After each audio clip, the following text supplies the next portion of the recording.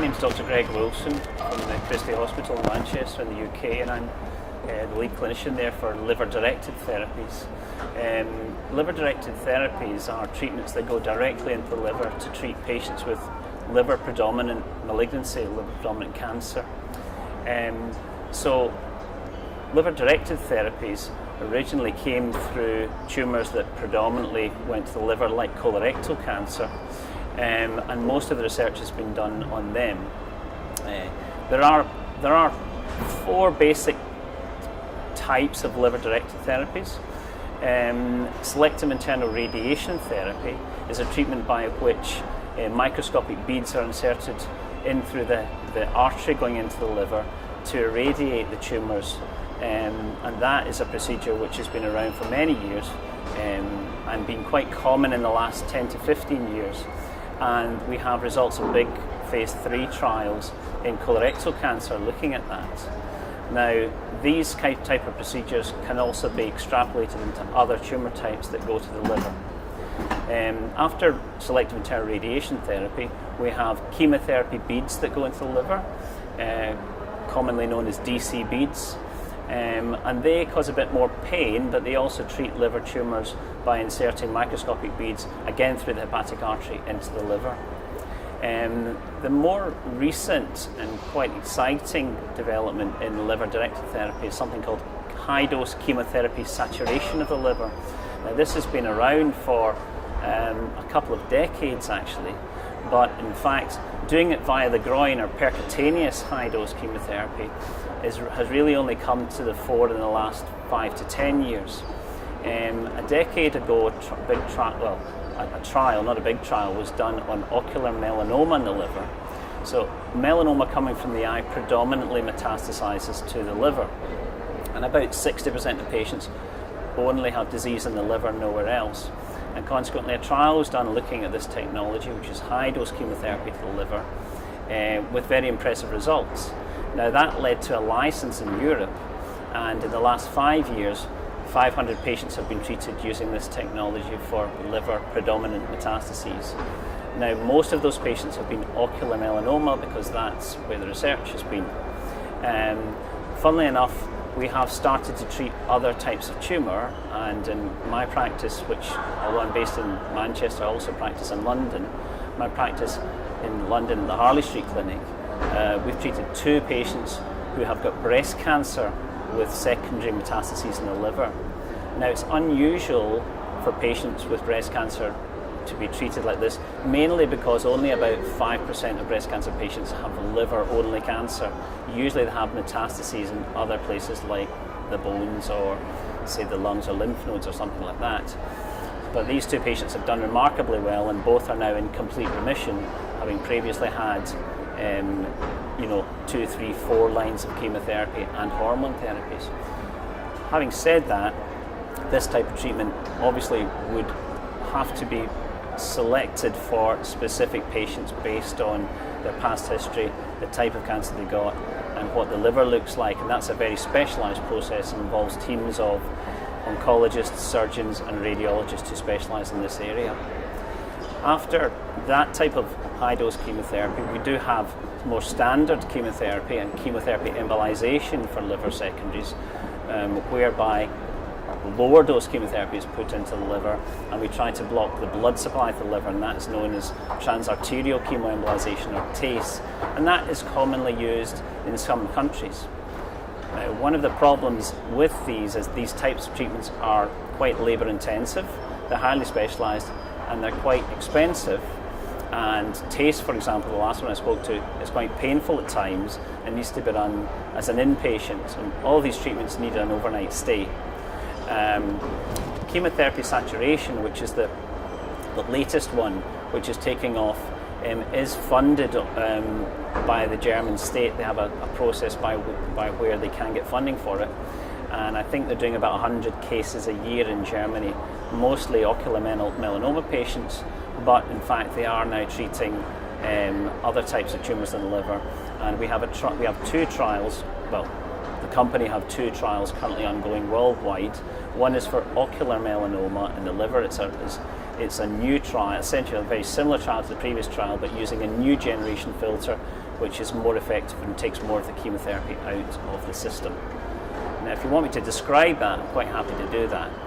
It is a general anaesthetic the patient requires, and the patient needs usually a 3 or 4 night stay in hospital. A catheter is put into the inferior vena cava from the groin. So the patient goes to theatre, is anaesthetised. The interventional radiologist puts a catheter into the groin and then puts a balloon above and below the liver to isolate the liver from the rest of the body. Another 2 catheters are inserted into the liver, and very high dose chemotherapy is infused into the liver and then via the hepatic artery, and then it's removed via the vein, the liver vein, the hepatic vein, and out and through a bypass machine, which then has a filter mechanism that removes over 90% of the chemotherapy, and the blood then goes back into the patient. The whole procedure takes about 3 hours. The patient obviously has to have a general anaesthetic, but the procedure is repeated, and the patient goes home a couple of days later. This procedure can be repeated every 6 weeks, and in the trial for melanoma, which is recruiting currently, patients receive 6 cycles, and the company is hoping that this will lead to a license to perform this procedure in the United States. It's already being performed in Europe and elsewhere. So that's chemotherapy saturation of the liver, or percutaneous chemotherapy saturation of the liver, or ChemoSat, which is the trade name for it. Okay, thank you very much. Do you think it would, I think it would be good for patients if you could answer this one about questions that can be important for breast cancer patients to ask in your perspective as a breast cancer oncologist? So I treat breast and colorectal cancer, and the reason I became interested in liver-directed therapies was because colorectal cancer patients were asking about them, and it was a standard part of their treatment. The fact that a small proportion, still a large number, of breast cancer patients would be eligible for considering liver-directed therapies, in my opinion, and had led me to use these technologies to treat breast cancer patients with liver metastases. So I think if patients have got liver-predominant breast cancer, and the cancer, even if they've got other types of tumours outside the liver, but if the liver is the main problem, then I personally think they should be considered for these type of treatments.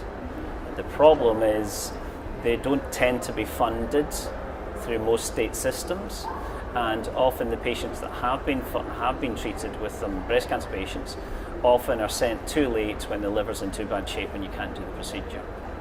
So I see second opinions for breast cancer patients with liver metastases, along with other types of cancer patients with liver metastases, and we formulate an opinion via a multidisciplinary team meeting, and then if appropriate, we treat the patient.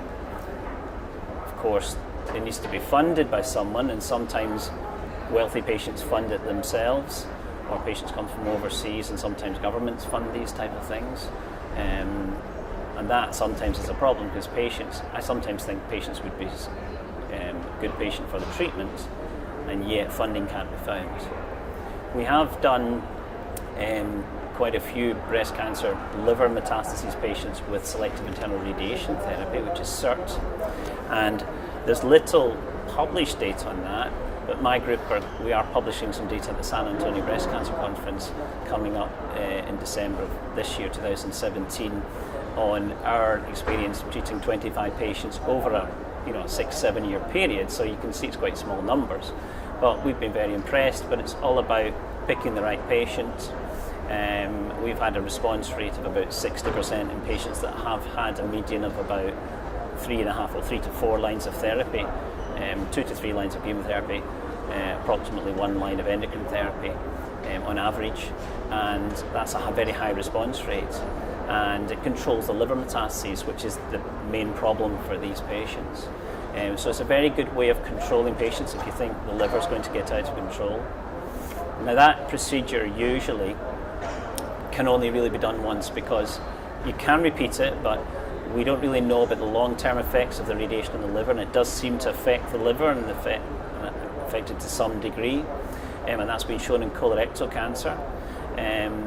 Unlike chemotherapy saturation, which can be repeated and seems to be very well tolerated from a liver point of view. But we've had good anecdotal experience just with the first couple of breast cancer patients that we've treated with ChemoSat, or chemotherapy saturation for the liver. But they didn't have any tumours outside the liver, but both patients are in complete remission now, but had more than one therapy. One patient had 2, the other patients had 3, but is going to complete a course of 6, which is a lot, but that's what it looks like we're going to be recommending. The cost is very high, but I think that's something that will only come down with time and economies of scale, because these are currently done in the private sector in the United Kingdom, and there's quite a cost to being an inpatient in a private hospital for many days at a time, and the treatment itself is quite expensive. But we've been impressed that that treatment is tolerated very well, as is selective internal radiation therapy, which is also tolerated well, but that's 2 procedures, and you really only do have one shot at that. But it's very good at salvaging patients and getting them back into remission. These procedures involve a workup where the patient's admitted and they have an angiogram of the liver to look at the anatomy of the liver and the blood vessels, and we usually coil off or tie off blood vessels that might take the treatment to another organ, such as the stomach or the small bowel. That's the first procedure, that's a workup procedure. The second procedure is actually putting the radiation beads or the ChemoSat into the liver, depending on what modality you're using. The reason why liver is different from the other organs in the body is that about 80% of the blood supply of the liver comes from the portal vein. It's venous blood flow coming back from the lower part of the body. It's venous blood. So 20% of the liver's blood flow is arterial blood, which goes in through the hepatic artery. Now, the beauty of that is that tumours need oxygen because they're growing a bit faster than the liver, so they take almost all their blood supply from the hepatic artery and not the portal vein. So usually about 90%. So if you preferentially put either chemotherapy or radiotherapy or something in through the hepatic artery into the liver, you preferentially treat the tumours and not the normal liver. So there's a differential there, and that's why liver-directed therapy has come about. It's because of the nature of the anatomy of the liver and its blood supply and its blood drainage. It's also, these treatments have come about because some tumours predominantly go to the liver. Ocular melanoma is one. Breast cancer usually doesn't, but sometimes it does. But as we all know, breast cancer's lots of different types of cancer. They all move in different ways. Some patients just present with liver metastases. We commonly use liver-directed therapies with colorectal cancer because the bowel is directly connected to the liver, and the tumour cells get there directly through that way, and then they don't go anywhere else often. So there are certain tumour types that lend themselves to this type of treatment because the tumours predominantly go there. And the other thing is, if you get liver metastases and they get out of control, then you actually can't survive very long with that. Whereas if, for example, you're a breast cancer patient and you have metastases in the bones and also in the liver, you can live with bone metastases for many, many years. You can give radiotherapy for them, and you can operate on them, and you can do all sorts of things. Whereas the liver gets out of control, it's very difficult to get back from that, because once about 70% of the liver is affected by tumour, the patient starts to become unwell, much more unwell, get jaundice, and then the liver doesn't function anymore, and you can't survive very long with a bad liver like that. So the sort of patients I tend to see often are patients who've got a bad liver, and I just wish I'd seen them a bit earlier and we could have done the treatment to prevent them getting to that stage. But this kind of liver-directed therapy is quite a niche area, but there are lots of patients I think would benefit from that approach, but they don't get referred because their oncologist doesn't think about it and actually doesn't know the techniques exist. Okay, thank you very much.